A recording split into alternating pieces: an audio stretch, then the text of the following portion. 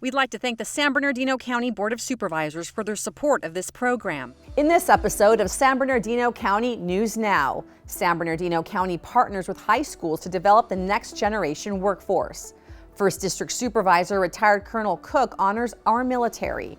And County Code Enforcement identifies fire hazards. Learn how property owners can stay in compliance and stay safe. I'm Martha Guzman Hurtado. Let's get started.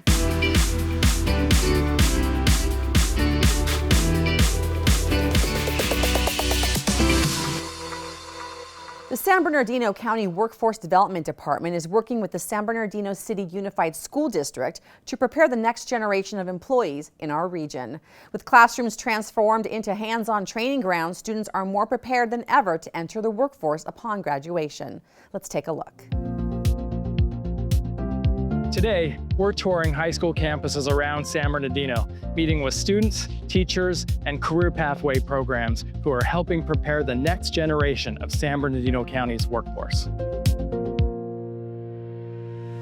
10 years ago, the members of the Board of Education had this vision for the career and technical education pathways to prepare students for college and the workforce. The Workforce Development Department can help county departments who are interested in providing work experience learning opportunities to a youth worker by helping to facilitate placement opportunities and paying participant wages. The goal of the CTE pathways is to prepare our students to industry standards to be absolutely prepared to enter the workforce the day after high school graduation. We have a variety of CTE pathways, from business to construction. We have a digital media and arts academy. We have a lot of different pathways for the students to choose from. When I was in high school, it very much was you have this set list of classes that you get the grades in, you'll get your diploma. These CTE programs are much more focused on helping students build those skills for those next steps in their life. We're really blessed to have a lot of access to multiple modalities.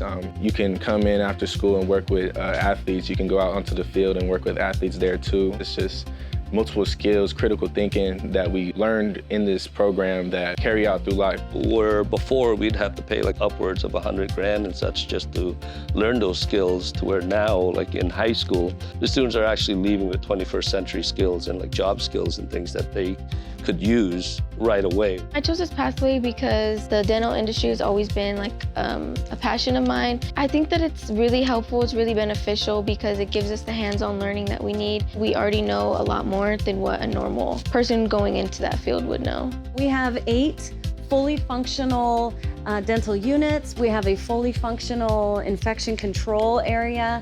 Classroom spaces that we have created are even a cut above the private sector. I'm always talking about this beautiful building, so there'll be great candidates for all those positions or future positions that will open in our county. I like the teachers, I like all the tools, the trucks that we have. Technically everything that we have here in this pathway, I love. The opportunities that we have here, like taking certifications, is just things I would not have had without this academy. And the teacher is a really good motivator. He's been the mentor that I have been hoping to have. These practical approaches in CTE and how we approach learning in CTE has really changed the game for the future workforce. And I can't wait to see what my students do next. The county's Workforce Development Department and our coordinator, Chelsea Ramirez, have developed this system for our students to earn an internship certificate. San Bernardino County can hire them directly out of school. The partnership is great, and the students in San Bernardino City Unified are absolutely spectacular. Our students want to stay local to their families, and being able to partner with San Bernardino County Workforce for our students to compete for San Bernardino County jobs is incredible. I have a lot of family in San Bernardino County. I plan to stay in San Bernardino County the rest of my life, so I felt like this was the best option for me. This partnership could potentially change not only the trajectory of our students' lives, but also the trajectory of the city. We're extremely excited, and that continues on with the vision of having our kids stay right here in the county of San Bernardino, where the money stays here, the brilliance stays here, and our community starts to rise. The county is helping to ensure that the next generation has the skills and work experience they need to land the career of their dreams and support our economy.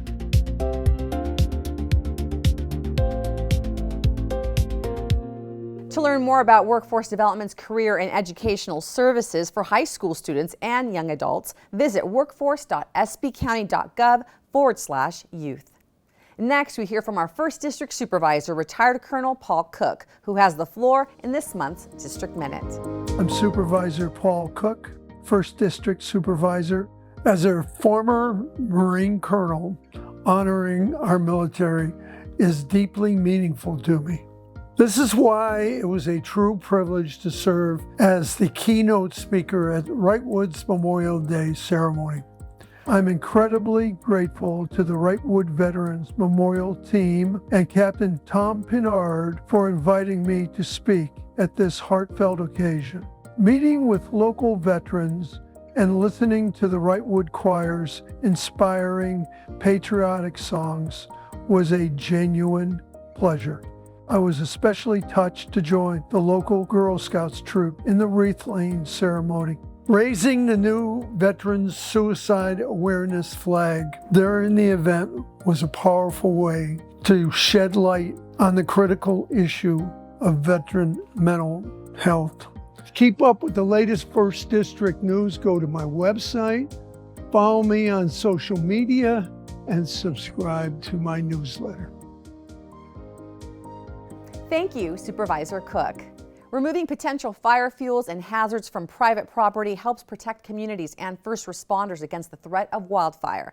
In our next story, we join our code enforcement team to learn how the Fire Hazard Abatement Program is creating defensible space and how property owners can stay in compliance and stay safe. The San Bernardino County Fire Hazard Abatement Program is administered by code enforcement under the authority of County Fire. We proactively identify fire hazards throughout all regions of the county to create defensible space for first responders and to help reduce the effect of wildfires. It's important that county residents are aware of the Fire Hazard Abatement Program and understand that proactive measures are necessary to protect your home and your neighbors and your community. We conduct seasonal inspections looking for various fire hazards, hoping to improve defensible space to protect first responders and provide overall safety of the community. Residents can minimize hazards on their property by taking home hardening techniques, creating defensible space, and reducing hazardous fuels around their home. Doing self-inspections of their properties, ensuring that there's no flammable debris or combustibles that need to be removed further away from your residence, and or maintaining the vegetation that grows on your property. Community safety starts with all of us. When property owners do their part to maintain their properties, it strengthens our collective ability to protect families, neighborhoods, and first responders from the effects of wildfire. Residents can learn more about fire hazard abatement on the San Bernardino County Land Use Services website, lus.sbcounty.gov. Now for some upcoming events to mark on your calendar. Join us at the San Bernardino County Museum on Tuesday, July 1st for a new traveling exhibit, Potential Space, a serious look at child's play. We'll showcase a collection of stunning photographs by award-winning photographer Nancy Faris, captured over 7 years across 14 countries. These images celebrate children engaged in spontaneous, unstructured play, free from adult supervision. Regular museum admission applies. On July 8th, get creative with the Regional Parks team crafting beautiful rainbow sun catchers at Cucamonga-Guasti Regional Park in Ontario. Discover the magic of light refraction, learning how sunlight bends through different materials to create dazzling rainbow effects. This hands-on, family-friendly activity is the perfect way to spend time together, get creative, and take home a little piece of sunshine. Admission is $15 per vehicle.